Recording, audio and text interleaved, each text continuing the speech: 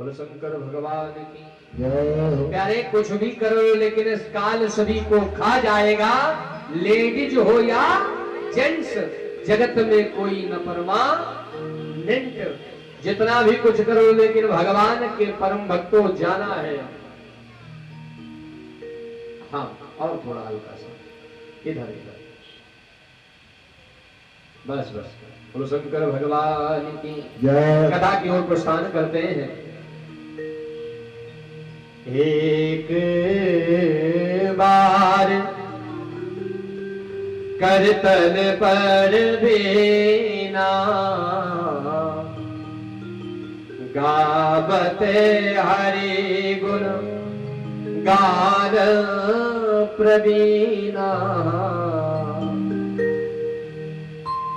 महाराज नारद जी भगवान के परम भक्तों ब्रह्मा जी से पूछते हैं कि पिताजी आपने बताया कि एक बार हमें भी अहंकार आ गया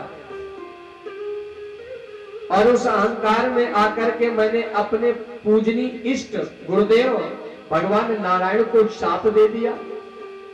वो कथा सुनाओ ना। तो बताने लगे ब्रह्मा जी, नारद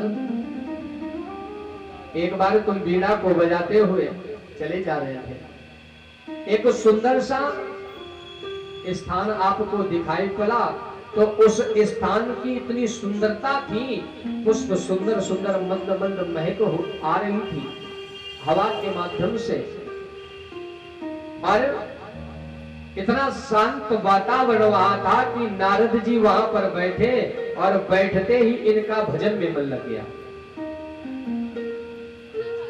जबकि नारद जी एक घड़ी से ज्यादा कहीं नहीं रुकते, लेकिन ऐसा भक्ति का भाव बना, ऐसा सुंदर वातावरण मिला कि ये बैठ करके भगवान का भजन करने लगे। ओम नमो भगवते वासुदेवाय, ओम नमो भगवते वासुदेवाय, ओम नमो भगवते वासुदेवाय, भजन करने लगे। और जब भजन करने लगे तो इंद्र को बड़ा कष्ट हुआ। भजन करते करते बहुत काल बीत गया। इंद्र ने विचार किया कि महाराज नारद जी इतना भजन तो कभी नहीं करते थे, लेकिन आज इतने समय तक एक स्थान पर बैठ करके भगवान नारायण का भजन कर रहे हैं, क्या बात है। कहीं मेरा राज्य सिंहासन इंद्रासन तो नहीं चाहते। ध्यान दें, जब संसार में जीव भजन करता है तो इंद्र को बड़ा कष्ट होता है।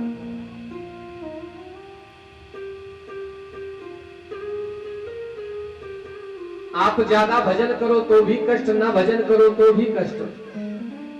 ज्यादा भजन करने लगो तो लोग सोचते हैं इतना भजन क्यों कर रहे हैं, क्या बात है, क्या विशेष बात है। और ना भजन करो तो देखो कितना नास्तिक है। तो महाराज इंद्र को बड़ा कष्ट हुआ, तो इन्होंने किया क्या। सही बात है, मानव जाति भी बड़ी खराब है। पता है रास्ता बंद है, लेकिन उन्हें उससे फर्क नहीं पड़ता है।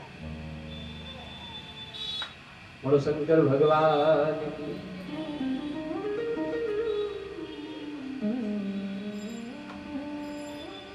तो भजन कर रहे हैं, ओम नमो भगवते वासुदेवाय। नारद जी इंद्र से रहा नहीं गया। इंद्र ने कामदेव को भेजा, रंभा आदि को भेजा कि जाओ जाकर के महाराज नारद का तप भंग करो। जाकर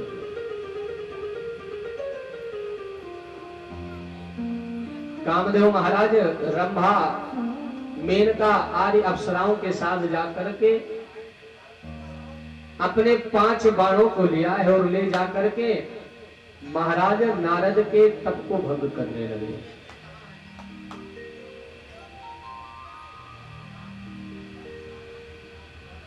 बहुत समय व्यतीत गया, सारे प्रयास महाराज कामदेव ने कर लिया, रंभा मेनका आदि ने कर लिया, लेकिन महाराज नारद जी जो के त्यों बैठे हैं, इनके तप में कोई भी खलल उत्पन्न नहीं हुई। ये भजन में रत है। आज कामदेव बैठ गया कि संसार में ऐसा तो कोई था ही नहीं जिसने आज जिसको मैंने न जीता हो। सभी पर विजय मैंने प्राप्त कर ली है, लेकिन नारद जी पर विजय प्राप्त नहीं की। आज तो इनसे मिलकर के ही जाऊंगा मैं। कुछ समय के बाद महाराज नारद ने अपने नेत्रों को खोला, और जब खोला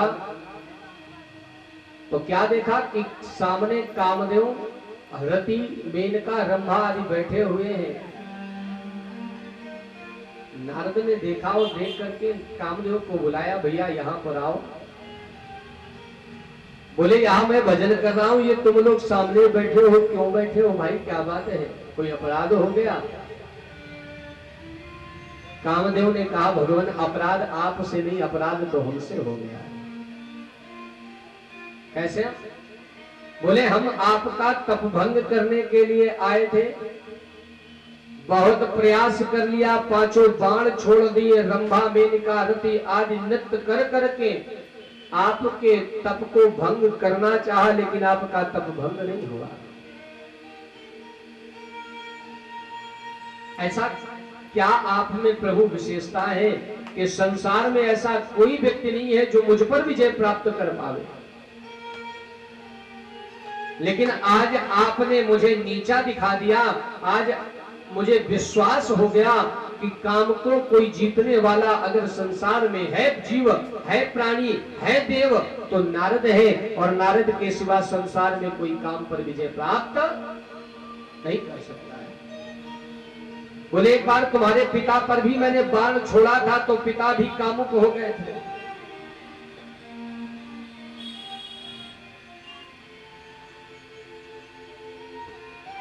लेकिन आज धन्य है महाराज नारद जी, आप जैसे संत का दर्शन करके मेरा जीवन सार्थक हो गया। आज मुझे प्रतीत हो गया कि संसार में सब भोगी ही नहीं है, तपी भी है, बटी भी है, योगी भी है। आज मुझे विश्वास हो गया।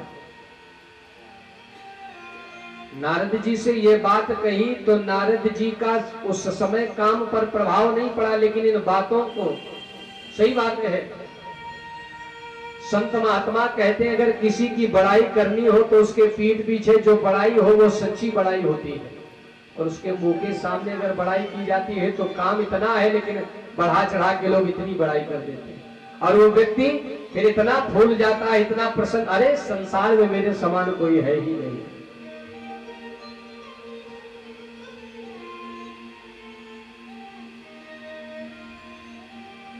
नारद जी के ऊपर 5 बाण ने प्रयोग नहीं किया, लेकिन 6वां बाण जो अहंकार रूपी बाण महाराज कामदेव ने छोड़ा, वो नारद के हृदय में जाकर के लग गया। अब तो ये बीड़ा को बजाते हुए महाराज ब्रह्मा जी के पास पहुंचे। बोले पिताजी प्रणाम है। ब्रह्मा जी ने कहा क्या बात है, बड़े प्रसन्न दिख रहे हो। बोले पिताजी ऐसी बात ही है, आज तेरे पुत्र ने संसार में तुम्हारा नाम कर दिया। बोले क्या हुआ? बोले मैंने काम पर विजय प्राप्त कर लिया। काम पर? नारद तुम तो भगवान का भजन करने गए थे, काम से तुम्हारी मुलाकात कहां हो गई? बेटा, भजनानंदी व्यक्ति को कभी काम से मतलब नहीं रखना चाहिए, उसे तो राम से मतलब रखना चाहिए। राम से तुम ऊपर 5 बाण ने प्रयोग नहीं किया, लेकिन 6वां बाण जो अहंकार रूपी बाण महाराज कामदेव ने छोड़ा, वो नारद के हृदय में जाकर के लग गया। अब तो ये बीड़ा को बजाते हुए महाराज ब्रह्मा जी के पास पहुंचे। बोले पिताजी प्रणाम है। ब्रह्मा जी ने कहा क्या बात है, बड़े प्रसन्न दिख रहे हो। बोले पिताजी ऐसी बात ही है, आज तेरे पुत्र ने संसार में तुम्हारा नाम कर दिया। बोले क्या हुआ? बोले मैंने काम पर विजय प्राप्त कर लिया। काम पर? नारद तुम तो भगवान का भजन करने गए थे, काम से तुम्हारी मुलाकात कहां हो गई? बेटा, भजनानंदी व्यक्ति को कभी काम से मतलब नहीं रखना चाहिए, उसे तो राम से मतलब रखना चाहिए। राम से तुम्हारा कल्याण नहीं हो सकता है। फिर राम के भजन में काम कहां से आ गया? तुमसे कुछ नारद अपराध हो गया है।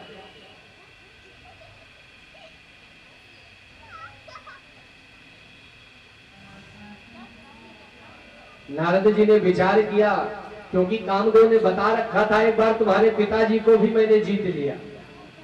तो नारद ने सोचा अपना तो काम पर विजय प्राप्त कर नहीं पाए और मैंने विजय प्राप्त कर ली, तो मेरी उन्नति पर, मेरी प्रशंसा पर इन्हें संदेह हो रहा है, इन्हें पच नहीं रही है, इसलिए हमसे ईर्षा कर रहे हैं। ब्रह्मा जी ने कहा, बेटा मुझे तो तुमने ये बात बताई, लेकिन भोले बाबा और नारायण को मत बताना। अच्छा, किसी व्यक्ति से कह दो कि ये बात किसी को मत बताना, तो भगवान ही मालिक है जो न बतावे। अगर ये कह दिया, और विशेषकर माताओं से कह दिया कि मैया आपको ये बात मैंने बताई है, लेकिन ये किसी को मत बताना, ये अगर कह दिया तो वो फिर बात रुकने वाली, फिर इनके पेट में चला करता है किससे बतावे। फिर ढूंढा करते हैं ये माताएं कि कोई मिल जाए बात बता तो दे, क्योंकि उन्होंने कहा है बताना नहीं। और कह दो ये बात बता देना, तो चाहे ना बतावे, लेकिन कह दिया अगर नहीं बताना है तो वो बात अवश्य। अब तो नारद जी से रहा नहीं गया, बीड़ा को बजाते हुए भगवान भोले बाबा के पास पहुंचे। हर हर महादेव। भोलेनाथ ने कहा, नारद बड़े प्रसन्न लग रहे हो, क्या बात है? कहा, प्रभु बात ही ऐसी है, आज तुम्हारे पुत्र ने संसार में तुम्हारा नाम कर दिया। बोले, धन्य है नारद, ऐसे पुत्र होने ही चाहिए जो अपने पिता का, अपनी माता का संसार में यश करे, ऐसे ही पुत्र चाहिए। क्या हुआ नारद? बोले, प्रभु मैंने काम पर विजय प्राप्त कर ली। बहुत अच्छा किया नारद तुमने। अरे संसार में किसी ने काम पर तो विजय प्राप्त नहीं कर पाए, आज तुमने किया, बहुत अच्छा किया। लेकिन ध्यान देना, ये बात मुझे बताई, नारायण को ये बात मत बता। भगवान भोलेनाथ ने, ब्रह्मा जी ने नारद के हित के लिए बात बताई, लेकिन नारद के बात हृदय में बात नहीं बैठी। क्षीर सिंधु गमन्यो मुनिनाथा, जहां बसे श्री रमापति नाथ।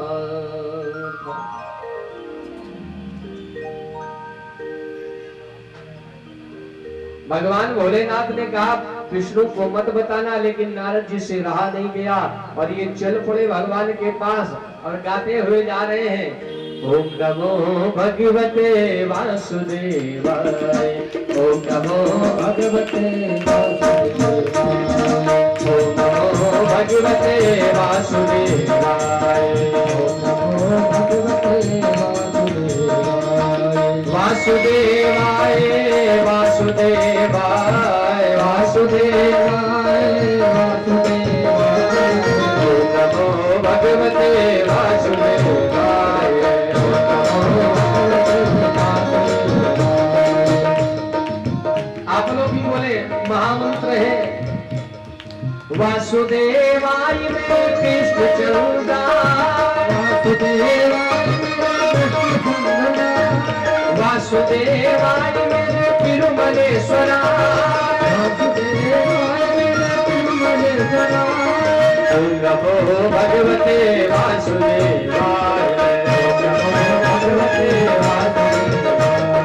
वृंदावन में हरिलाल की जय हो।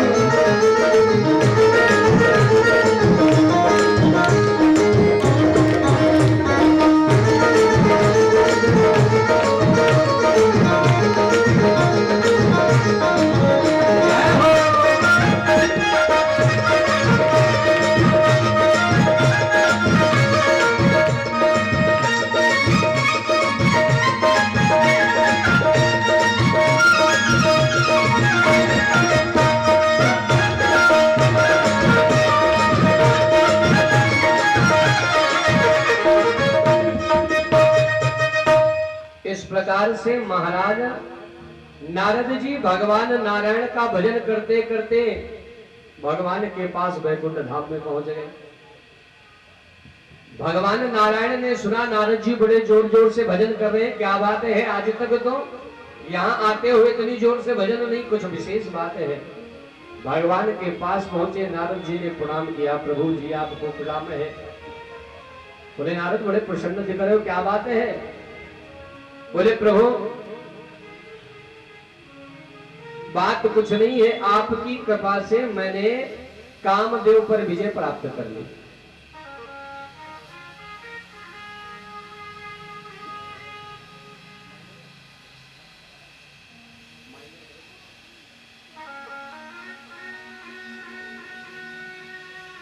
नारद जी ने जब कहा कि प्रभु मैंने आपको आपकी आशीर्वाद से आपकी कृपा से काम पर विजय प्राप्त कर ली, तो भगवान ने देखा कि नारद जी बोल रहे या अंदर का अहंकार बोल रहा है। भगवान ने झांक करके देखा तो क्या देखा?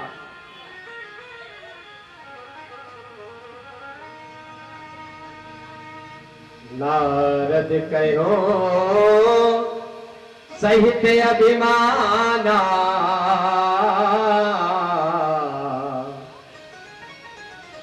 कृपा तुम्हारी सकल भगवान।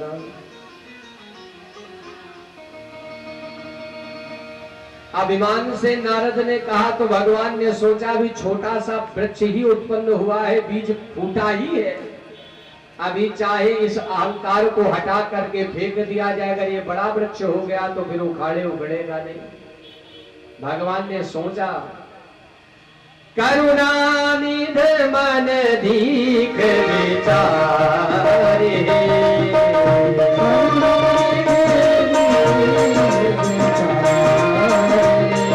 भगवान ने देखा करुणानिध मन दीख विचारे,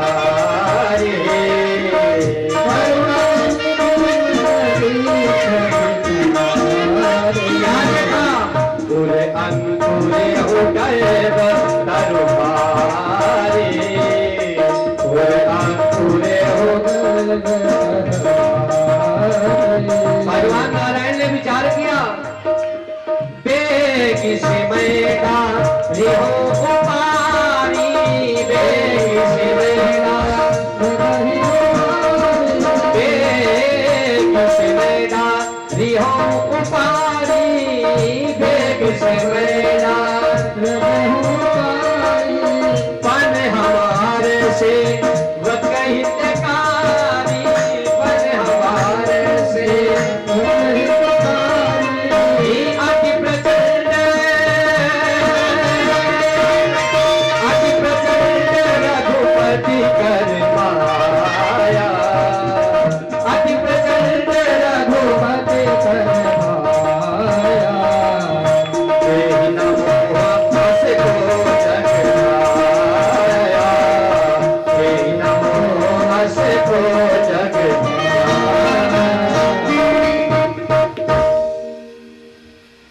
अंकुर हो गर्भ तरुमारी और बेगी से मैं डारी हो उपारी। भगवान ने देखा नारद के हो सहित अभिमान, कि भगवान ने देखा कि नारद नहीं बोल रही है, इनके अंदर का अभिमान बोल रहा है। तो भगवान ने विचार किया उर अंकुर हूं गर्भ तर भारी और बेग इसमें डारी हो उपारी। भगवान ने कहा नारद तुम तो भजन करने गए थे, काम कहां मिल गया? बोले महाराज काम ने सारा प्रयास कर लिया लेकिन मेरा तप भंग नहीं कर पाया, इसमें मेरी प्रभुता नहीं है, ये तो प्रभु आपकी प्रभुता है। जब गुरु बलवान होता है तो चेला ऑटोमेटिक पहलवान हो जाता है, ये आपकी कृपा है। भगवान ने जाना कि नारद नहीं बोल रहे हैं, नारद जी को आशीर्वाद दिया, नारद जी प्रणाम करके चल दिए आगे। चलते चलते चले जा रहे हैं, पीड़ा को बजाते हुए, भगवान का नाम भजन करते हुए। द्वादश अक्षर मंत्र का जाप करते हुए नारद जी चले जा रहे हैं। रास्ते में नारद जी ने एक सुंदर नगर को देखा। जब नगर को देखा तो नारद जी ने उस नगर को देखा, देख करके नारद जी का मन खिंचने लगा।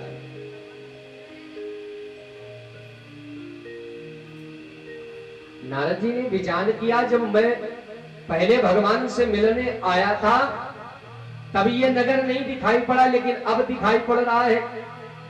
तो नारद जी ने विचार किया, हो सकता है भाव में आकर के मैंने इस नगर को ना देखा हो।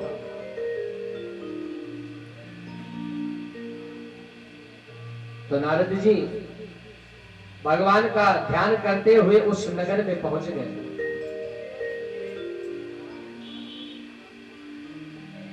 और जब नगर में पहुंचे तो वहां का राजा शील निधि नाम का राजा है, उसकी एक पुत्री है जिसका नाम विश्व मोहिनी है। शील निधि नाम का राजा है। राजा ने जब भगवान के परम भक्तों नारद जी को आते हुए देखा तो बड़ा प्रसन्न हुआ और आनी दिखाई नारद ही भूपति राजकुमारी, अरे कहो नाथ गुण दोष सब यही कह दया विचार। नारद जी पहुंचे तो महाराज शीलनिधि नाम के जो राजा हैं उन्होंने उच्च आसन दिया नारद जी को, अपनी धर्म पत्नी के साथ चरणों को धोया है और धोकर के चरणामृत पान किया। अब बैठाल करके नारद जी को प्रणाम करके कहने लगे, नारद जी आज हमारा बड़ा ही सौभाग्य का दिन है कि आप जैसे संत का मेरे घर में आगमन हो गया, मेरा जीवन धन्य हो गया। प्रभु आप तो त्रिकालज्ञ हैं, तीनों कालों को जानने वाले हैं। प्रभु मेरी एक पुत्री है जिसका नाम विश्व मोहिनी है और उसकी आयु विवाह के योग्य हो गई है। तो महाराज मेरी पुत्री की हस्तरेखा देख करके बताओ कि इसे पति कैसा प्राप्त होगा, इसका वैवाहिक जीवन कैसे व्यतीत होगा, कैसा पति मिलेगा, कैसा घर मिलेगा, आप बताओ। अपनी पुत्री विश्व मोहिनी को बुला करके नारद जी के समक्ष बिठा दिया। नारद जी के कोई समक्ष स्त्री बैठती थी उसे वो ध्यान नहीं देते थे, देखते नहीं थे, वो अपना भजन में लगे रहते। अब जब शीलनिधि राजा ने महाराज नारद जी के हाथों में अपनी पुत्री का हाथ रख दिया कि महाराज इस कन्या के हाथ की रेखा को देख करके आप इसके भाग्य को बताएं। जैसे ही नारद जी ने हाथ को देखा तो देख करके देखा क्या कि इतने सुंदर हाथ, हाय भगवान। जब सुंदर हाथों को देखा तो नारद जी नजर को उठा करके पहली बार स्त्री को देख रहे हैं और नजर को उठा करके जब देखा विश्व मोहिनी को तो सारा इनका ज्ञान वैराग्य सब खो गया।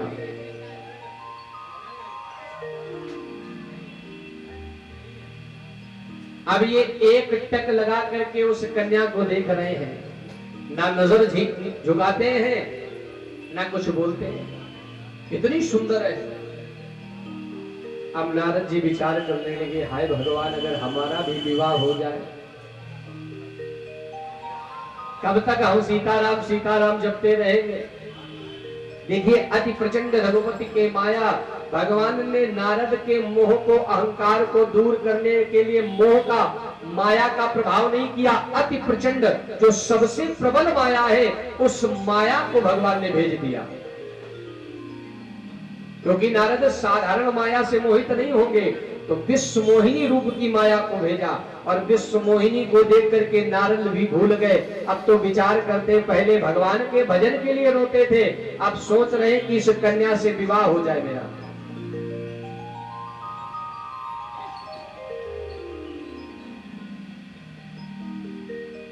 लक्षण तास बिलो के भुला ले, अरे हृदय हरस नहीं प्रकट बखान। हाथ की रेखा, नजर जब हटी कन्या से तो हाथ की रेखा को देखने लगे, और क्या देखते हैं, जो यह बरही अमर सोई होई, अरे समर भूम जीते नहीं कोई। जिस कन्या, इस कन्या का जिस बालक के साथ, जिस पुरुष के साथ विवाह होगा, वो विवाह के प्रभाव से अमर हो जाएगा। अब नारद जी विचार करते हैं, हे भगवान हमारा भी विवाह हो जाए। और सही बात बतावे, शादी का बुखार ऐसा होता है जिसे हर व्यक्ति को चढ़ता है। जब किसी को कोई देखने आता है तो लड़का मन ही मन कहता हम विवाह नहीं करेंगे, लेकिन मन में लड्डू फूट रहा है कि हमें भी कोई देखने आया है। हाँ, बड़ा प्रसन्न होता है, हाय भगवान हमें भी कोई देखने आया है, कितना प्रसन्न होता है। अब महाराज नारद जी सोचते हैं इस वीणा से, इस पीले वस्त्र से क्या फायदा होगा। बहुत युग बीत गए, राम राम भजते भजते, गोविंद गोविंद भजते भजते कुछ मिला नहीं। एक टूटी फूटी झोपड़ी है, न कोई बोलने वाला है, न कोई सुख दुख में रोने वाला है, न कोई पानी पिलाने वाला है, न कोई भोजन खिलाने वाला है। अगर रूठ जाओ तो कोई मनाने वाला भी नहीं है, स्वयं रूठो स्वयं मनाओ। विचार करने लगे, हे प्रभु हमारा भी विवाह हो जाए, और विवाह किससे हो, इस कन्या से हो। कितनी सुंदर है कन्या। अब नारद जी हाथ तो देख रहे हैं, लेकिन हाथ के साथ साथ दिमाग लगा रहे हैं कि नारद इस मुख से तो तुम्हारा विवाह इस कन्या से नहीं हो सकता है। अगर सोचो नारद के साथ विवाह इस कन्या का हो जाए तो कदा भी नहीं हो सकता, ये कन्या स्वयं मना कर देगी। अब ये तीनों लोकों में ढूंढ रहे हैं कि इस कन्या के योग पति कौन है। जैसी ये सुंदर है ऐसा पति भी सुंदर होना चाहिए। अब ये दिमाग लगाने लगे, भोले बाबा से विवाह करावे तो बोले वो तो करेंगे नहीं, ब्रह्मा जी करेंगे नहीं, इंद्र करेगा नहीं, इंद्र बड़ा कामी है। अब क्या करें, हमारा हित कौन करेगा। तो विचार करने लगे, एक ही तो है, वो भी नारायण जो हमारा हित करेंगे।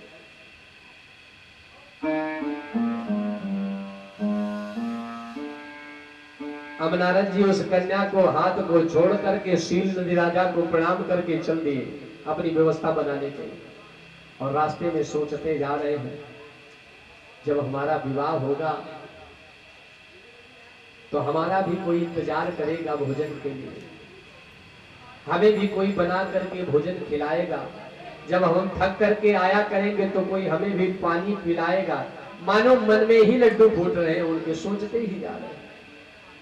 सोचते सोचते भगवान के पास पहुंचे और विचार कर रहे हैं, कर हो जाई सोई जतन विचारी है, और जही प्रकार मोहि मिलये कुमार। ऐसा कोई उपाय करूं जाकर के भगवान से, ऐसा कुछ झूठ सच बोलूं जिससे इस कन्या के साथ मेरा विवाह हो जाए। अब नारद जी पहुंच गए भगवान के पास। भगवान अपने शेष सैया पर सो रहे हैं, मैया लक्ष्मी जी चरण को दबा रही है। भगवान के पास पहुंचे, मैया लक्ष्मी जी से कहा कि मैया दिन भर तो तुम्हारी सेवा करती हूँ, आज हमें भी पैर दबा लेने। क्यों? क्योंकि आज नारद को बहुत कुछ मांगना है। अगर कुछ मांगना होता तो नहीं चरण सेवा करते। के साथ विवाह होगा, वो विवाह के प्रभाव से अमर हो जाएगा। अब नारद जी विचार करते हैं, हे भगवान हमारा भी विवाह हो जाए। और सही बात बतावे, शादी का बुखार ऐसा होता है जिसे हर व्यक्ति को चढ़ता है। जब किसी को कोई देखने आता है तो लड़का मन ही मन कहता हम विवाह नहीं करेंगे, लेकिन मन में लड्डू फूट रहा है कि हमें भी कोई देखने आया है। हाँ, बड़ा प्रसन्न होता है, हाय भगवान हमें भी कोई देखने आया है, कितना प्रसन्न होता है। अब महाराज नारद जी सोचते हैं इस वीणा से, इस पीले वस्त्र से क्या फायदा होगा। बहुत युग बीत गए, राम राम भजते भजते, गोविंद गोविंद भजते भजते कुछ मिला नहीं। एक टूटी फूटी झोपड़ी है, न कोई बोलने वाला है, न कोई सुख दुख में रोने वाला है, न कोई पानी पिलाने वाला है, न कोई भोजन खिलाने वाला है। अगर रूठ जाओ तो कोई मनाने वाला भी नहीं है। स्वयं रूठो स्वयं मनाओ। विचार करने लगे, हे प्रभु हमारा भी विवाह हो जाए, और विवाह किससे हो? इस कन्या से हो। कितनी सुंदर है कन्या। अब नारद जी हाथ तो देख रहे हैं, लेकिन हाथ के साथ साथ दिमाग लगा रहे हैं कि नारद, इस मुख से तो तुम्हारा विवाह इस कन्या से नहीं हो सकता है। अगर सोचो नारद के साथ विवाह इस कन्या का हो जाए तो कदा भी नहीं हो सकता, ये कन्या स्वयं मना कर देगी। अब ये तीनों लोकों में ढूंढ रहे हैं कि इस कन्या के योग पति कौन है। जैसी ये सुंदर है ऐसा पति भी सुंदर होना चाहिए। अब ये दिमाग लगाने लगे, भोले बाबा से विवाह करावे, तो बोले वो तो करेंगे नहीं, ब्रह्मा जी करेंगे नहीं, इंद्र करेगा नहीं, इंद्र बड़ा कामी है। अब क्या करें, हमारा हित कौन करेगा? तो विचार करने लगे, एक ही तो है, वो भी नारायण जो हमारा हित करेंगे।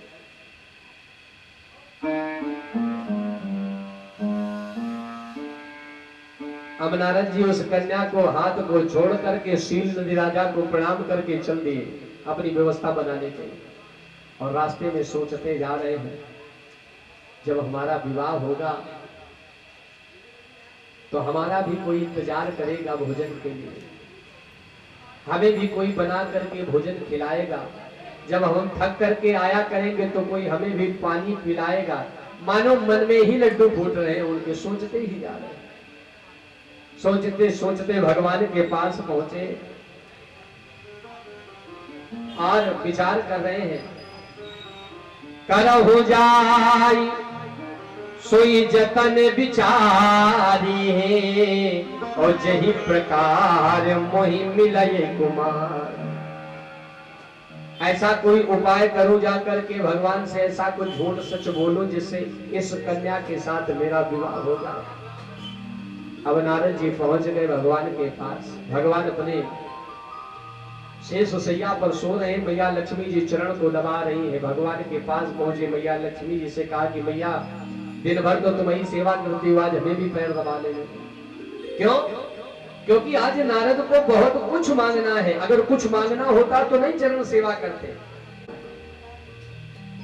तो आज एक पैर को नारद जी पकड़ करके दबाने लगे भगवान को। भगवान ने देखा दूसरा पैर कौन दबा रहा, उठ के देखा तो क्या देखा, नारद जी दबा रहे। बोले नारद जी अभी भी तो तुम गए हो, फिर आ गए, क्या बात है? बोले प्रभु आना पड़ा। क्या हुआ? बोले प्रभु तुमसे एक बहुत जरूरी काम है। बोले क्या काम है? बोले प्रभु तुम्हें ऐसा नहीं लगता है कि आपके घर में भी कोई भोजन बनाने वाली आ जाए? बोले हमें क्यों लगेगा, लक्ष्मी जी हैं तो। बोले प्रभु आप बात नहीं समझ रहे। अरे मैया लक्ष्मी जी का कोई हाथ बटाने वाला आ जाए? बोले आवश्यकता ही नहीं, हम दो हैं, दो लोगों के लिए इतना कहाँ भोजन बनता है भाई, ज्यादा परिवार हो तो सोचा जाए। बोले प्रभु आप बात नहीं समझ रहे, कभी कभी हम भी भोजन कर जाते हैं ना आपके यहाँ। अरे नारद तुम्हारा स्वागत है, तुम रोज भोजन कर जाया करो। नारद जी ने कहा इससे बात बनेगी नहीं। बोले प्रभु हमें देखो। बोले देख तो रहे हैं। बोले हमारे जीवन में तुम्हें कुछ कमी नहीं लगती है? भगवान ने कहा कुछ कमी नहीं, खूब हष्ट पुष्ट हो, खूब दिन दोपहर शाम भजन करते हो, और 2 वक्त का प्रेम से भोजन मिलता है, भगवत दर्शन मिलता है, संत समागम मिलता है, और क्या चाहिए? बोले प्रभु इससे कुछ होने वाला नहीं है। बोले फिर? मानो भगवान नारद से ही कहलवाना चाहते हैं, तुम क्या चाहते हो? सब प्रकार से नारद जी समझा पाए, लेकिन नहीं भगवान समझे। तो नारद जी ने कहा प्रभु हमें भी लगता है कि अब हम विवाह कर लें। भगवान ने कहा नारद अभी तो तुम कह रहे थे मैंने काम को जीत लिया, संसार में किसी ने काम को जीता नहीं, अब तुम कहते हो हमें विवाह करना है। क्यों? बोले प्रभु उस समय हम पागल हो गए थे। देखिए ये कथा हमें सीख देती है, जब भगवान नारायण ने नारद को नहीं छोड़ा अहंकार में, तो हम आप कौन होते? अहंकार जीवन में, अहंकार क्रोध जीवन को सर्वनाश जीवन का कर देता है। अहंकार में व्यक्ति ऐसे कृत्य को, कार्य को कर देता है जिन कार्यों को वो सपने में भी नहीं सोचता है। नारद जी ने कहा प्रभु मुझे भी विवाह करना है। बोले तुम तो काम को जीत, बोले महाराज उस समय हम पागल हो गए थे, अब हमें विवाह करना है। बोले विवाह के लिए कन्या होनी चाहिए। बोले महाराज उसकी चिंता तुम न करो, हमने वो कन्या ढूंढ ली है। बोले अच्छा तुमने कन्या ढूंढ? बोले हाँ महाराज। बोले ठीक ठाक है, पढ़ी लिखी, सुंदर? बोले महाराज इतनी सुंदर है, इतनी सुंदर है कि जिसकी महिमा गाना। तो फिर विवाह करो जाके। बोले महाराज अगर विवाह हो जाता बिना परिश्रम के तो तुम्हारे पास कहाँ आते। बोले जरा विचार करो, वो इतनी सुंदर है और इतनी सुंदर कन्या हमारे साथ विवाह करेगी? नारद वो तुम्हें पसंद है, तुम उसे? बोले पता नहीं, हमें तो वो पूर्ण रूप से पसंद है, वो हमें पसंद करती है और लगता है वो हमें पसंद ही नहीं करती। फिर कैसे विवाह होगा? बोले प्रभु साम दाम दंड भेद। बोले उससे विवाह हमें करना है, चाहे कुछ भी करना पड़े।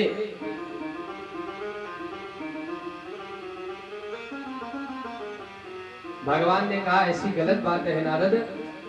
बोले प्रभु अच्छा ये बताओ, आज तक हम जीवन भर तुम्हारा भजन किए हैं, तो उस भजन का हमें कुछ आशीर्वाद मिलेगा, उसका बदला कुछ प्राप्त होगा? बोले नारद जो तुम चाहोगे वो तुम्हें मिलेगा।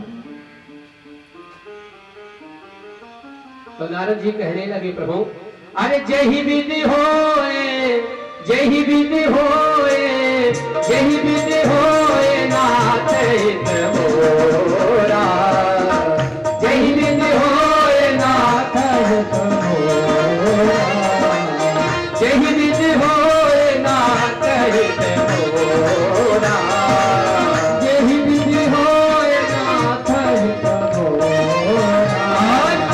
करहु सुमेर दास मैं तोरा, करहु सुमेर दास मैं तोरा।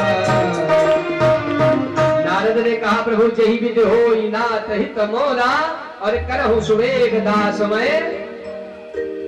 अगर मैं आपका पुत्र हूँ, आप मेरे पिताजी गुरुजी हो, तो जिस प्रकार से मेरा हित हो वही काम आप करिएगा।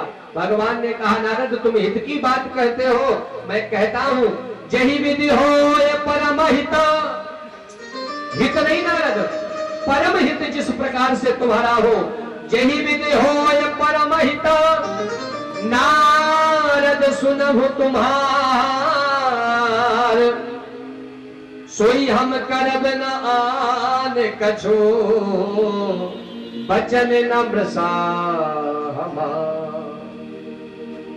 नारद जिस प्रकार से तुम्हारा परम हित होगा, परम कल्याण होगा, मैं नारायण सौगंध खाता हूं वही करूंगा। नारद जी बड़े प्रसन्न हो गए। अब तो नारद जी हाथ जोड़कर कहने लगे प्रभु अब आपने सौगंध खा ली है तो एक काम भी कर लो। बोले क्या? बोले प्रभु अपना रूप हमें दे दो। बोले ऐसा कहीं होता है कोई अपना रूप दे देगा? बोले देखो प्रभु आपने कहा है जय विधि होई नाथ हित मोरा, मैंने कहा ना, तो आपने कहा जय विधि होई परम हित, तो मेरा भला चाहते हो या नहीं चाहते हो? बोले चाहता हूं। तो बोले फिर अपना रूप दो ना। भगवान ने कहा जाओ मैं तुम्हें अवश्य ऐसा रूप दूंगा जिससे तुम्हारा कल्याण होगा। भगवान ने ये नहीं कहा कि मैं अपना रूप दूंगा, भगवान ने कहा जिस प्रकार से तुम्हारा कल्याण होगा नारद मैं तुम्हें वह रूप प्रदान करूंगा। नारद बड़े प्रसन्न हो गए। आप विचार करते हैं कि हे प्रभु कितना जीवन धन्य है, आज मुझे पता लगा कि बिना विवाह के एक जीवन काटना कितना मुश्किल है। बिना धर्म पत्नी के जीवन काटना, और दोनों ही एक ही सिक्के के दो पहलू हैं। अगर पति नहीं है तो पत्नी का जीवन कष्टमय हो जाता है, और पति है पत्नी नहीं है तो पति का जीवन, दोनों में एक नहीं है तो एक का जीवन कष्टमय। एक जगह मेरी कथा चल रही थी औरैया क्षेत्र में, तो वहां पर मैंने कहा जिस व्यक्ति की पत्नी हो तो बिना पत्नी के भजन नहीं करना चाहिए, दोनों साथ में करे भजन, तब फल प्राप्त होता है। तो एक बाबा जी थे, उनकी धर्मपत्नी मर गई थी। अब बेचारे वो रात को 10 बजे कथा विराम हुई, वहां 2 टाइम कथा होती थी, सुबह भागवत होती थी, रात को राम कथा होती थी। तो एक दादाजी रोते रोते हमारे पास आए, बोले महाराज हम दिन भर भजन करते हैं, क्या हमारा कल्याण नहीं होगा? हमने कहा होगा। बोले आपने कहा कि बिना पत्नी के फल नहीं मिलता है, हमारी तो पत्नी मर गई है, अब हम क्या करें? बोले आपने कहा कि बिना पत्नी के फल नहीं मिलता, अब हम क्या करें, दूसरा विवाह करें क्या? हमने कहा बाबा आपने सुना नहीं, मैंने कहा क्या था? मैंने ये कहा था जिसकी पत्नी हो वो अपनी पत्नी के साथ भजन करे, और जिसकी पत्नी भगवान ने छीन ली हो तो वो अकेले भजन करे, कोई दोष नहीं है। अब उन्हें रात भर उन्हें चिंता लगी रही, 1 बजे फिर घूम कर क्या बोले महाराज फिर से हमें समझाओ। बोले हमें ना खाना अच्छा लग रहा है, ना पानी अच्छा लग रहा है, सब समझाते। अपने नाती को लेकर के आए, फिर नाती के समक्ष उन्हें हमने विधिवत समझाया, तब जाकर के उन्होंने भोजन किया। तो ध्यान दे प्यारे,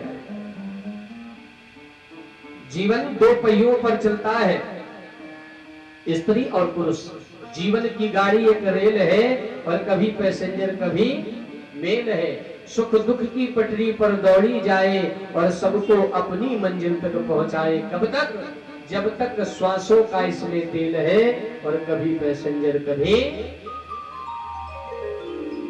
अगर घर का भला चाहते हो, अगर ध्यान दे, जीवन में दोनों बराबर नहीं होते हैं।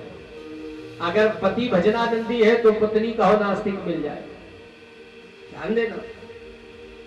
और कहो पत्नी भजनानंदी है तो पति कहो ऐसा मिल जाए, भगवान ही माने। दोनों बराबर नहीं मिलते हैं जीवन में। अगर स्त्री सुंदर है तो पति जरूरी नहीं कि उसी के समान मिल जाए। भगवान बराबर का जोड़ा, और जिसका बराबर का जोड़ा बन जाए तो मान लो जीवन में बहुत बड़ा अपने पुण्य किया है, जो आपके समान आपको पत्नी मिली है, या आपके समान आपको पति प्राप्त हो। अब कुछ लोग सोचते हैं कि हमारे समान नहीं है तो हम इसके साथ नहीं रहेंगे। प्यारे ध्यान दें, अगर एक विवाह में सुख नहीं मिला तो 1000 विवाह कर डालो, सुख मिलने वाला। आज हम लोग पास सभ्यता को अपना रहे हैं। एक पति ने अगर 4 बात कह दी तो हम नहीं रुकेंगे उसके साथ, ठीक है मत रुको। कब तक अपने मायके में बनी रहोगी? संत महात्मा बुजुर्ग कहते हैं कि पत्नी पति के यहाँ की 4 बातें अच्छी हैं, लेकिन पिता के यहाँ की 1 बात। पति के यहाँ सूखा रूखा खा करके जीवन चला सकते हो, लेकिन पति के यहाँ रबड़ी मलाई खा करके भी जीवन। उस समय तो क्रोध में हम ऐसा कदम उठा लेते हैं, लेकिन फिर बाद में रोना होता है। तो ध्यान दें, जब विधाता ने जो भाग्य में लिख दिया है उसे कोई मेट नहीं सकता है। हमारे यहाँ विवाह देव पद्धति से होता है, और विवाह को बड़ा पूजनीय, बड़ा सम्मानित दृष्टि से देखते हैं पति पत्नी के जोड़े को। पति और पत्नी के जोड़े को क्या कहते हैं? धर्म पत्नी। पति देवता कहते हैं, धर्म पत्नी कहते हैं। ऐसा किसी पंथ में कहीं नहीं होता है। हमारे यहाँ एक ही सर्वोत्तम है, 4 से कुछ, एक में ही सब कुछ खोजो।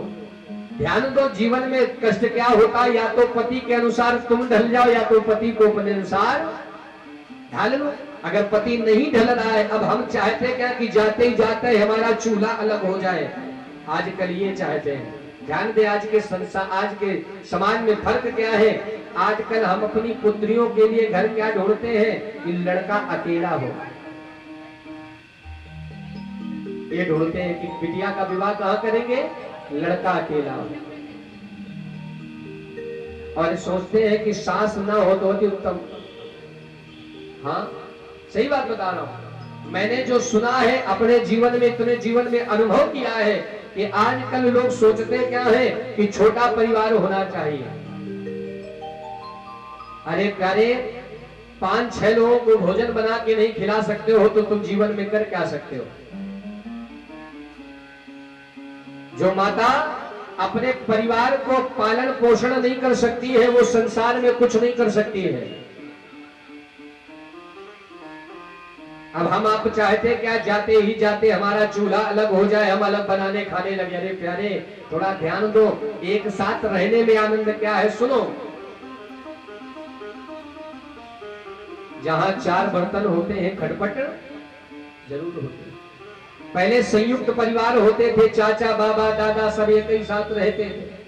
अगर पति कोई बात कहता था तो उससे बड़े बुजुर्ग अपने पुत्र को डांटते थे, पराए घर की बिटिया है, कुछ गलत उससे मत कहना, नहीं तो डंडा रखा हुआ है, तो पति दब जाता था। ध्यान देना, अगर पति कभी डांट मार देता था तो वो सास के पास जाकर के रोती थी तो वो उससे चुपवाती थी, बेटा चलो होता है, ज्ञान देती थी। जीवन में आज पति ने तुम्हें मारा है तो कल प्रेम भी। अब अकेले दोनों प्राणी हो और पति ने 2-4 लगा दिए कान के नीचे। अब क्रोध में आकर के तुमने ऐसे कृत्य कर लिए, जहर खा ली, फांसी लगा ली, अब क्या हुआ? हम आप सोचते क्या है मरकर चले जाएंगे, तुम्हें भी रहने नहीं देंगे। जरा विचार करो, तुम्हारे मर जाने से किसी को फर्क नहीं मिलेगा। और जो लोग ऐसे कृत्य करते हैं वो और 10 गुना ज्यादा कष्ट को भोगते हैं। मरने से सोच लो कि हमारा दुख कम हो जाएगा, तो मरने के बाद और ज्यादा दुख मिलता है। ध्यान करें कैसा जीवन मिलता है जो अकाल मृत्यु मरता है, जहर खा करके, फांसी लगा करके मरता है, उसकी दृष्टि क्या होती, ध्यान दें। जितना आज जो जीवन में कष्ट बना है उसे भोगना है, आज नहीं भोगोगे तो आगे भोगना पड़ेगा, आगे नहीं भोगोगे तो और आगे भोगना पड़ेगा। कब तक मरते रहोगे? अरे तो एक ही जन्म में भोग करके खत्म करो। एक जन्म में रोना होता है तो भगवान के पास बैठ करके भजन करो, खूब रो प्रभु के पास। और जब रोगे पता नहीं कौन सी दशा, कौन सी कृपा उनकी हो जाए तुम पर, तुम्हारा कष्ट समाप्त हो जाए। प्यारे ध्यान दो, आज के समय ये बड़ा ट्रेंड चल रहा है, बड़ा ये वो चल रहा है कि तनुक पिस्तौल घर में लड़ाई हो गई तो हम अपने प्राण को दे देंगे। अरे तुम तो चले गए संसार से, थोड़ी सी बात पर विचार करो, थोड़ी सी, क्या घर में बात नहीं? अपने माता पिता के यहाँ रहती थी तब बातें नहीं होती थी, पिता नहीं डांटता था, भाई नहीं डांटता था, मैया नहीं डांटती थी, वो भी डांट, तब तुम्हें अच्छा लगता था कि चलो माता पिता है। और आज अगर पति ने डांट दिया तो बुरा लगता है। क्यों लगता है? नहीं लगना चाहिए। तुम्हें तो ये सोचना चाहिए कि अब तो हमारा इनका जोड़ है, इन्हें कष्ट हो तो इनके कष्ट को हम बांटे। और आजकल ये सोच ही कहां बची, क्योंकि हम आजकल अपनी पुत्रियों को, अपने पुत्र को ये समझाते नहीं। पहले माताएं सिखाती थी भोजन बनाना कि बेटा भोजन बनाना सीख लो, पराए घर जाओगी तो कैसे खिलाओगी। भजन गाना सिखाते थे, ढोलक बजाना सिखवाती थी कि घर में भजन कैसे गाओगी। जो संसार में रहन सहन की क्रियाएं हैं वो माताएं अपनी पुत्रियों को सिखाती थी, तब ये क्रियाएं नहीं होती थी।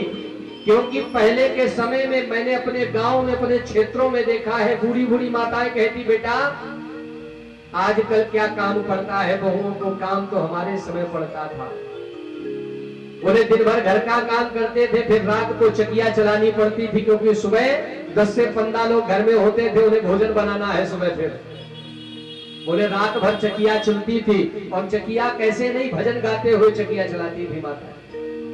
सुबह 4 बजे उठ जाती थी माताएं, आजकल 7 बजे उठ जाए तो राम राम समझो। आज के युग में अगर जीवन नहीं जी पा रहे हो तो पहले क्या जी पाते? प्यारे, पति इतना डांटता था, मारता था, सासें बहू को अपना मुख खोलने नहीं देती थी, पर्दे में रहो। अब आजकल तो कुछ है ही नहीं, जहां मन हो जैसे बैठ जाओ। तब नहीं जी पा रहे हो तो फिर कैसे जियोगे? पहले तो ध्यान दो मेरी माताओं, जीवन में अगर दुख लिखा है तो आपको भोगना पड़ेगा। आज नहीं भोगोगे तो आगे भोगना पड़ेगा, आगे नहीं भोगोगे तो आगे बिना भोगे वो खत्म होने वाला नहीं है। अगर आप अपने जीवन को सोचो समाप्त कर दे तो हमारा दुख कम हो जाएगा, तो 10 गुना और मरने के बाद दुख मिलता है। प्रेत योनि में जाओगे। भागवत जी सुनिए, कहते जब अकाल मृत्यु होती है तो व्यक्ति का पेट नादिया जैसा हो जाता है, जिसमें जानवरों को चारा रखा जाता है, और मुख कितना होता है, सुई की नोक के बराबर। ध्यान दें, सुई की नोक के बराबर मुख होता है। और कुछ घड़ी मिलती है उस प्रेत को, उस राक्षस को भोजन करने का, और खाता क्या है, जो नालियों में मल भ्रष्टा आदि बहता है ना, उसी को खाना पड़ता है। ध्यान दें, फलदार वृक्ष में बैठ नहीं सकता है, सुगंधित वृक्ष में बैठ नहीं सकता है, कांटेदार वृक्ष में बैठना पड़ता है। अरे यहां तो केवल आज पति ने अगर डांटा है तो कल तुम्हें प्रेम भी करेगा। आसरा रखो, और जब आसरा छोड़ दोगे तो फिर क्या होगा। तो मेरा कहना यही सभी माताओं से, बहनों से है, जीवन को जीना सीखो, जीवन को गंवाना, क्योंकि संत कहते हैं बड़े भाग मानुष तन पावा। अरे पति प्रेम नहीं करता है तो भगवान से प्रेम करो, उनके भजन में लग जाओ। एक माध्यम होता है, जहां प्रेम न मिले तो हम प्रभु से प्रेम करें। बैठ के भजन करो, इतना भजन करो, भजन करते करते किसी के जवानी में सुख नहीं होता, बुढ़ापे में होता है। बहुत ऐसे दृश्य हमने देखे। बोले महाराज जवानी भर तो हमारे पति ने हमें कभी पूछा भी नहीं होगा खाया है या नहीं खाया है, अब बुढ़ापे में पूछते हैं तुमने कुछ खाया कि नहीं खाया। ध्यान दो, तो जिस समय तुम्हें सुख मिलना है उसी समय मिलेगा, उससे पहले नहीं मिलना है। अरे पति के जीवन में सुख नहीं तो पुत्र के जीवन में सुख मिलेगा, और जो पहले दुख भोगता है तो अवश्य उसके आगे सुख आता है, और जो पहले सुख भोग लेता है तो आगे दुख आता है। सुखे दुखे समा कृत्वा लाभा लाभौ जया देव। आज सुख है तो कल दुख होगा, कल दुख है तो फिर परसों सुख दुख का जीवन है। बोल शंकर भगवान की। अरे भोलेनाथ से निराला कोई और नहीं, भोलेनाथ से निराला कोई और नहीं, कोई और नहीं, कोई और नहीं, भोलेनाथ से निराला कोई और नहीं, भोलेनाथ से निराला कोई और नहीं। सभी लोग बोले भोलेनाथ से निराला कोई और नहीं, भोलेनाथ से निराला कोई और नहीं, कोई और नहीं, शंभुनाथ से निराला कोई और नहीं, शंभुनाथ से निराला कोई। यहाँ पूरे हाथ उठा के आप उसे सेवा करते हुए हर हर महादेव।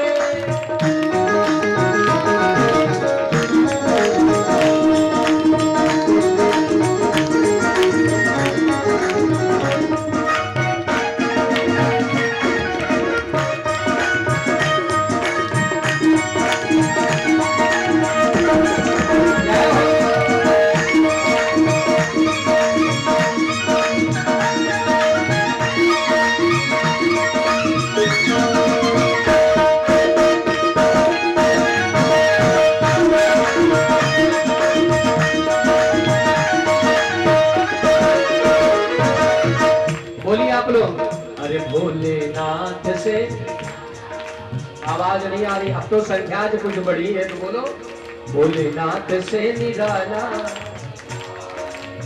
हाँ शंभुनाथ से।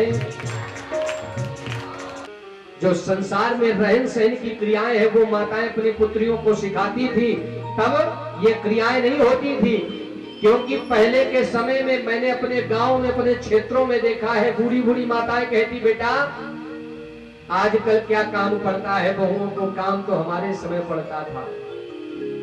बोले दिन भर घर का काम करते थे, फिर रात को चकिया चलानी पड़ती थी, क्योंकि सुबह 10 से 15 लोग घर में होते थे, उन्हें भोजन बनाना है सुबह। फिर बोले रात भर चकिया चलती थी, और चकिया कैसे नहीं, भजन गाते हुए चकिया चलाती थी माताएं। सुबह 4 बजे उठ जाती थी माताएं, आजकल 7 बजे उठ जाए तो राम राम समझो। आज के युग में अगर जीवन नहीं जी पा रहे हो तो पहले क्या जी पाते प्यारे? पति इतना डांटता था, मारता था, सासें बहू को अपना मुख खोलने नहीं देती थी, पर्दे में रहो। अब आजकल तो कुछ है ही नहीं, जहां मन हो जैसे बैठ जाओ। तब नहीं जी पा रहे हो तो फिर कैसे जियोगे प्यारे? तो ध्यान दो मेरी माताओं, जीवन में अगर दुख लिखा है तो आपको भोगना पड़ेगा। आज नहीं भोगोगे तो आगे भोगना पड़ेगा, आगे नहीं भोगोगे तो आगे बिना भोगे वो खत्म होने वाला नहीं है। अगर आप अपने जीवन को सोचो समाप्त कर दे तो हमारा दुख कम हो जाएगा, तो 10 गुना और मरने के बाद दुख मिलता है। प्रेत योनि में जाओगे। भागवत जी सुनिए, कहते जब अकाल मृत्यु होती है तो व्यक्ति का पेट नादिया जैसा हो जाता है, जिसमें जानवरों को चारा रखा जाता है, और मुख कितना होता है? सुई की नोक के बराबर। ध्यान दें, सुई की नोक के बराबर मुख होता है। और कुछ घड़ी मिलती है उस प्रेत को, उस राक्षस को भोजन करने का, और खाता क्या है? जो नालियों में मल भ्रष्टा आदि बहता है ना, उसी को खाना पड़ता है। ध्यान दें, फलदार वृक्ष में बैठ नहीं सकता है, सुगंधित वृक्ष में बैठ नहीं सकता है, कांटेदार वृक्ष में बैठना पड़ता है। अरे यहां तो केवल आज पति ने अगर डांटा है तो कल तुम्हें प्रेम भी करेगा। आसरा रखो, और जब आसरा छोड़ दोगे तो फिर क्या होगा? तो मेरा कहना यही सभी माताओं से, बहनों से है, जीवन को जीना सीखो, जीवन को गंवाना, क्योंकि संत कहते हैं बड़े भाग मानुष तन पावा। अरे पति प्रेम नहीं करता है तो भगवान से प्रेम करो, उनके भजन में लग जाओ। एक माध्यम होता है, जहां प्रेम न मिले तो हम प्रभु से प्रेम करें। बैठ के भजन करो, इतना भजन करो, भजन करते करते किसी के जवानी में सुख नहीं होता, बुढ़ापे में होता है। बहुत ऐसे दृश्य हमने देखे। बोले महाराज जवानी भर तो हमारे पति ने हमें कभी पूछा भी नहीं होगा खाया है या नहीं खाया है, अब बुढ़ापे में पूछते हैं तुमने कुछ खाया कि नहीं खाया। ध्यान दो, तो जिस समय तुम्हें सुख मिलना है उसी समय मिलेगा, उससे पहले नहीं मिलना है। अरे पति के जीवन में सुख नहीं तो पुत्र के जीवन में सुख मिलेगा, और जो पहले दुख भोगता है तो अवश्य उसके आगे सुख आता है, और जो पहले सुख भोग लेता है तो आगे दुख आता है। सुखे दुखे समा कृत्वा लाभा लाभौ जया देव। आज सुख है तो कल दुख होगा, कल दुख है तो फिर परसों सुख दुख का जीवन है। बोल शंकर भगवान की। अरे भोलेनाथ से निराला कोई और नहीं, भोलेनाथ से निराला कोई और नहीं, कोई और नहीं, कोई और नहीं, भोलेनाथ से निराला कोई और नहीं, भोलेनाथ से निराला कोई और नहीं। सभी लोग बोले भोलेनाथ से निराला कोई और नहीं, भोलेनाथ से निराला कोई और नहीं, कोई और नहीं, शंभुनाथ से निराला कोई और नहीं, शंभुनाथ से निराला कोई। यहाँ पूरे हाथ उठा के आप उसे सेवा करते हुए हर हर महादेव।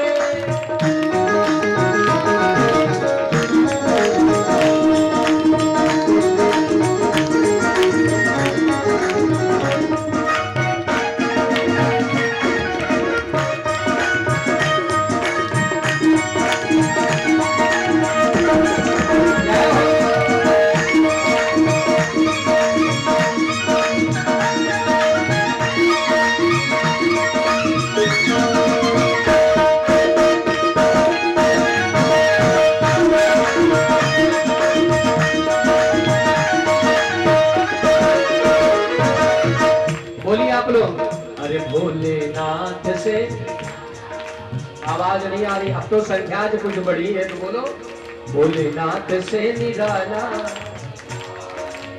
हाँ शंभुनाथ से। अरे उनका डमरू डम डम बोले, अगम निगम का भेद खोले, उनका डमरू डम डम डोले गम निगम का भेद खोले उनका डमरू डम डम बोले अगम निगम का भेद खोले उनका डमरू डम डम बोले अगम निगम का भेद खोले। अरे ऐसा भक्तों का रखवाला कोई और नहीं, ऐसा भक्तों का रखवाला कोई और नहीं, ऐसा भक्तों का रखवाला कोई और नहीं। नाथ से निराला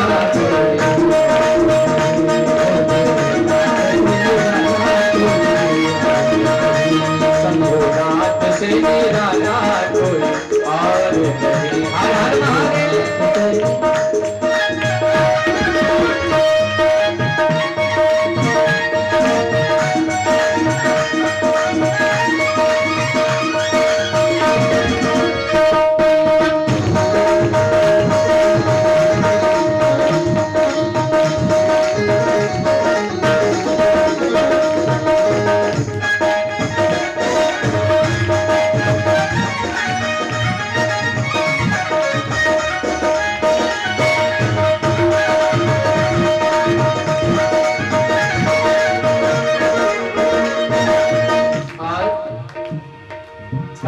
जब जब करवट बदले पाप चमकते अगले पिछले पाप चमकते अगले पिछले पाप चमकते अगले पिछले। काया जब जब करवट बदले पाप चमकते अगले पिछले पाप चमकते अगले पिछले पाप चमकते अगले पिछले। ऐसा ज्योति जगाने वाला कोई नहीं, ऐसा ज्योति जगाने वाला नहीं, ऐसा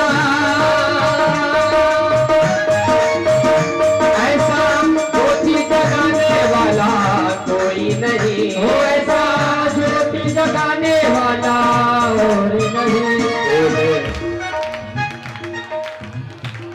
पीछे वाले बोलो दो, अभी कम आवाज आ रही है। भोलेनाथ से शंभुनाथ से नहीं,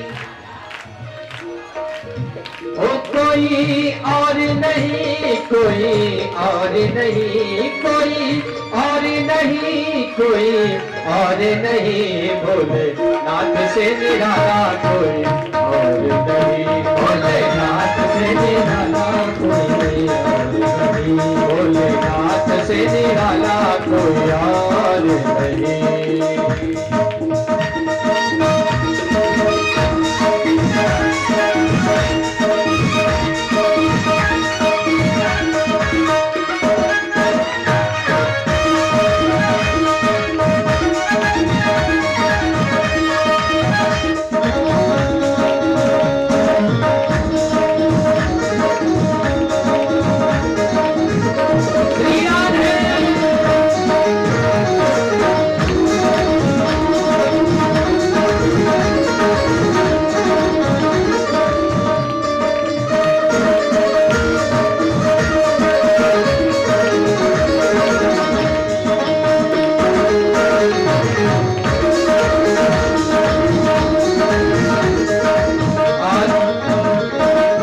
सेवा करते हैं प्रभु। अरे तुमने जग का कष्ट मिटाया, मुझ स्वामी को क्यों बिसराया, मुझ स्वामी को क्यों बिसराया, अरे मुझ पापी को क्यों बिसराया, मुझ पापी को क्यों बिसराया, मुझ पापी को क्यों बिसराया, मुझ पापी को क्यों बिसराया। अरे तुमने जग का कष्ट मिटाया, मुझ पापी को क्यों बिसराया, मुझ पापी को क्यों बिसराया, मुझ पापी को क्यों बिसराया। अरे अब तो मुझको बचाने वाला कोई नहीं, मुझको बचाने वाला नहीं, अब तो मुझको बचाने वाला और नहीं, अब तो मुझको बचाने वाला नहीं। अरे बोले से निराला कोई और नहीं, भोलेनाथ से निराला कोई, हाँ भोलेनाथ से निराला कोई और नहीं, शंभुनाथ से निराला। हर हर महादेव।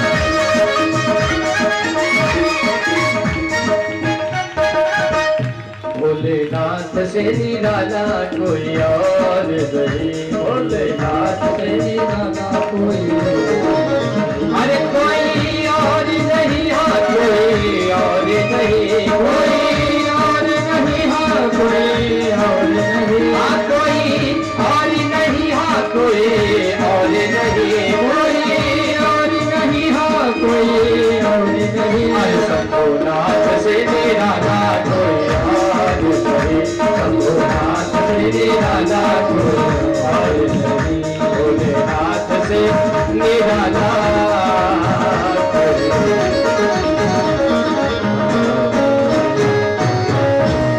नहीं, भोलेनाथ से निराला कोई और नहीं।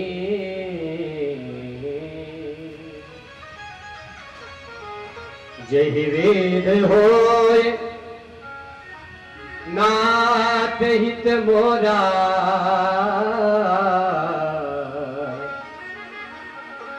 हरहु सुवेग दास मैं तोरा।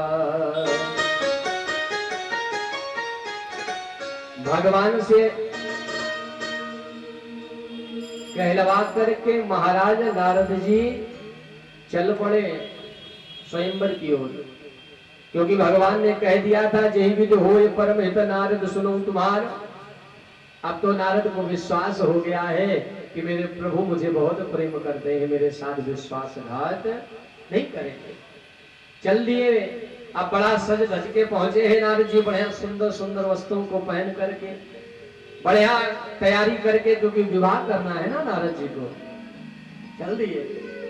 अब चल करके जो शीलनिधि नाम का राजा है उसने सुंदर सा विधान बनाया, व्यवस्थाएं बनाई है। सारे राजा अपने अपने अनुसार कुर्सियों पर बैठे हुए हैं। तो महाराज नारद जी बड़े अहंकारवश जाकर के सबसे आगे वाली सीट में बैठ गए। नारद जी ने विचार किया पहले क्यों कन्या को इतना परेशान करे, तो इतनी सुंदर है, इतनी कोमल है, ज्यादा कन्या टहलेगी तो उसे कष्ट होगा। तो इन्होंने किया क्या, पहली ही वाली सीट पर बैठ करके एकदम तंग करके बैठ गए कि कन्या जैसे ही पहले मुझे देखेगी, देखते ही वरमाला डाल देगी, सारी झंझट सारी परेशानी समाप्त, मेरा भी विवाह हो जाएगा। इधर भगवान के परम भक्तों नारद जी पहुंचे, उधर से भगवान के दो गढ़ पहुंच गए, भोलेनाथ के दो गढ़ पहुंच गए। अब नारद जी बैठे हैं, वही विश्व मोहिनी हाथ में जयमाल लेकर के चली आ रही है। नारद जी बड़े प्रसन्न होकर के बैठे हैं। अब नारद जी बनने लगे, पहले तो उस कन्या को निहार रहे थे कब आएगी, लेकिन जब कन्या आने लगी तो कन्या की तरफ नजर हटा के दूसरी तरफ देखने लगे, मानो ऐसा प्रतीत करा रहे हैं कि कन्या को ये न लगे कि हम इनके प्रेम में पागल हैं, तो कन्या बाद में हमारे ऊपर अपना हुक्म चलावे। अब नारद जी ऐसे शीश घुमाए दूसरी तरफ देख रहे हैं। कन्या ने नारद जी को ऊपर से नीचे तक देखा तो विचार करते अब तो माला पड़ने वाली। नारद जी थोड़ा उचके, जैसे ही थोड़ा उचके तो कन्या थोड़ा और आगे बढ़ गई। नारद जी ने सोचा लगता है भी कन्या ने हमें ढंग से देखा नहीं, देखा है, अगर देख लेती तो पहली बार में माला डाल। अच्छा आप विचार करते हैं कन्या कहीं सोच रही हो कि इससे भी ज्यादा सुंदर कोई मिल जाए। तो कन्या जब आगे बढ़ी तो नारद जी से रहा नहीं गया, बोले अगर किसी के धोखे में इसने माला डाल दी तो सारा किया कराया बेकार हो जाएगा।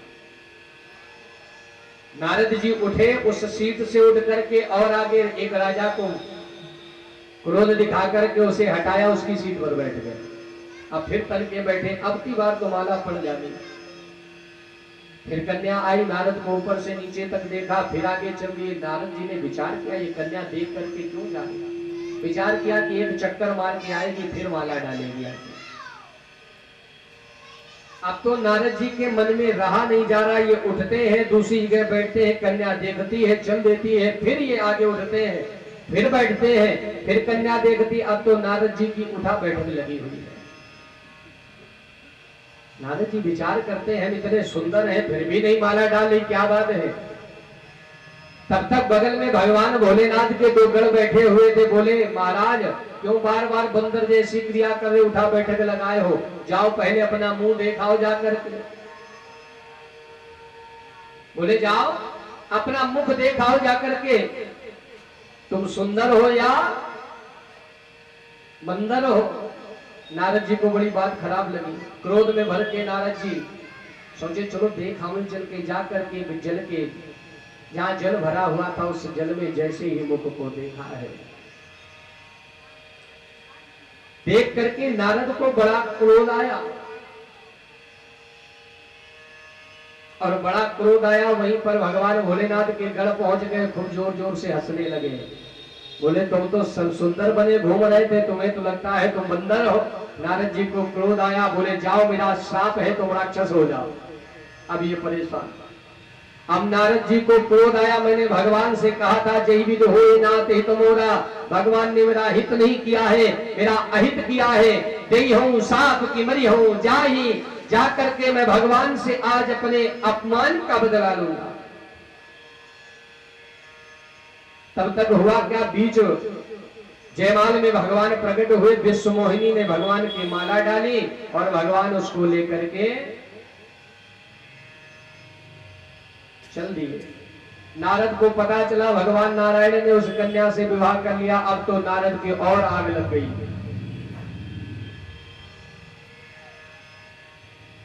विचार करते हैं, अरे आज तक मैंने भगवान नारायण को अपना सबसे बड़ा हितैषी माना था, लेकिन आज पता चल गया कि संसार में सबसे ज्यादा मेरा द्रोही कोई और नहीं, स्वयं नारायण है। अरे मैं तो इनका दिन रात भजन करता था, दिन रात जपन करता था, लेकिन एक बात इनसे मैंने मांगी वो भी अच्छी नहीं लगी। अरे मेरा घर बस जाता तो इनका क्या चला जाता। अरे तुम्हारा तो विवाह हो चुका था, माता लक्ष्मी थी, तुम्हें दूसरे विवाह की क्या आवश्यकता थी। अगर एक विवाह नारद का हो जाता तो तुम्हारा क्या चला जाता। क्रोध में भर करके होंठ फड़क रहे, आंखें लाल है और चले जा रहे कि आज जा करके जाते ही जाते अपने श्राप से मैं नारायण को भस्म कर दूंगा, ऐसा कठोर श्राप दूंगा कि नारद विचार करते हैं कि नारायण भी सोचेंगे कि भले भवन और बायन दीना, आज अच्छे घर में बहना दिया है मैंने। चले जा रहे हैं।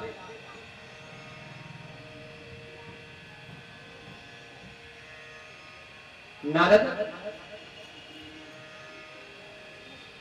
चलते चलते भगवान को देखा तो विचार करते हैं, पर संपदा सकहु नहीं देखे, अरे तुम्हारे ईर्षा कपट विशेष, परम स्वतंत्र न सिर पर कोई,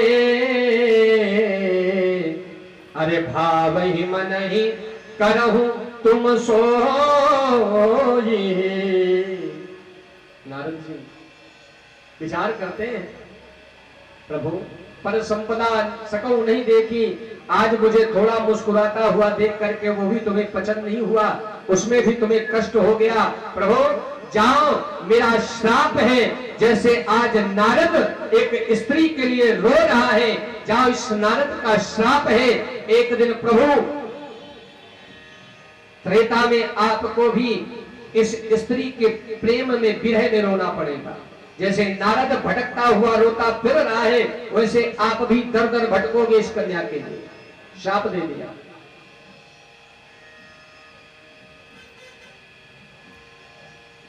भगवान नारायण मुस्कुरा रहे हैं, नारद श्राप देते जा रहे हैं। भले भवन अवमानन दीनः, प्रभु मेरा श्राप अटल है, इसे कोई काट नहीं सकता है, तुम्हें श्राप है प्रभु। जैसे आज नारद की दशा है, एक दिन मानव जन्म तुम्हारा होगा तो तुम्हारी भी यह दशा होगी, श्राप है। भगवान ने कुछ समय के बाद अपनी माया को खींच लिया। अब जैसे ही खींचा तो नारद जी के अंदर जो माया भरी हुई थी वो निकल गई। अब नारद जी विचार करते, हाय भगवान मैंने क्या कर दिया। अरे जिस प्रभु रोने लगे, अरे जिस प्रभु का मैंने दिन रात भजन किया, चिंतन किया, जिन्होंने मेरा हर समय, बुरे समय, अच्छे समय, हर समय मेरा सहयोग किया, आज इस नारद ने उन प्रभु को साथ दे दिया। अरे मेरे समान दुराचारी, मेरे समान अत्याचारी संसार में और कोई प्राणी नहीं होगा जो अपने गुरु को, अपने पिता को शाप दे दिया। ऐसा पुत्र को पुत्र ही हो सकता है। नारद जी भगवान के चरणों में गिर पड़े और गिर करके रोने लगे, प्रभु ऐसा आपने क्यों किया। बोले नारद अगर ऐसा नहीं करता ना तो तुम्हारे अंदर जो अहंकार आ गया था ये और बड़ा हो जाता। प्रभु मेरे अहंकार को खत्म करने के लिए आपने शाप ले लिया। बोले इसमें भी मेरी लीला है। नारद रोते हैं, भगवान बार बार नारद को समझाते हैं। बोले प्रभु आज मैंने क्रोध किया है तो मैं क्या करूं जा करके। तो भगवान कहने लगे, राम सिया राम सिया राम जय जय। कहने लगे, ओ जपहु जाई शंकर सतनामा, हुई है नाय तुरंत बेसामा। राम सिया राम सिया राम जय जय राम सिया राम सिया राम जय जय राम। ओ जपहु जाई शंकर सतनामा, हुई है ना ये तुरंत बेसामा। राम सिया राम सिया राम जय जय राम। राम सिया राम सिया राम जय जय राम। नारायण कहने लगे, कौन ही शिव समान प्रिय मोरे, हस पर की तजाओ जन भोरे। राम सिया राम सिया राम जय जय राम। राम सिया राम सिया राम जय जय राम। ओ जही पर कृपा न करही पुरारे,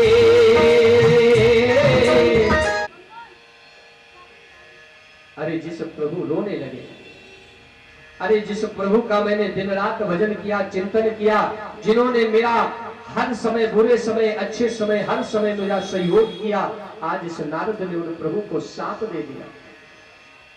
अरे मेरे समान दुराचारी, मेरे समान अत्याचारी संसार में और कोई प्राणी नहीं होगा जो अपने गुरु को, अपने पिता को शाप दे दिया। ऐसा पुत्र को पुत्र ही हो सकता है। नारद जी भगवान के चरणों में गिर पड़े और गिर करके रोने लगे, प्रभु ऐसा आपने क्यों किया। बोले नारद अगर ऐसा नहीं करता ना तो तुम्हारे अंदर जो अहंकार आ गया था ये और बड़ा हो जाता। प्रभु मेरे अहंकार को खत्म करने के लिए आपने शाप ले लिया। बोले इसमें भी मेरी लीला है। नारद रोते हैं, भगवान बार बार नारद को समझाते हैं। बोले प्रभु आज मैंने क्रोध किया है तो मैं क्या करूं जा करके। तो भगवान कहने लगे, राम सिया राम सिया राम जय जय। कहने लगे, ओ जपहु जाई शंकर सतनामा, हुई है नाय तुरंत बेसामा। राम सिया राम सिया राम जय जय राम। राम सिया राम सिया राम जय जय राम। ओ जपहु जाई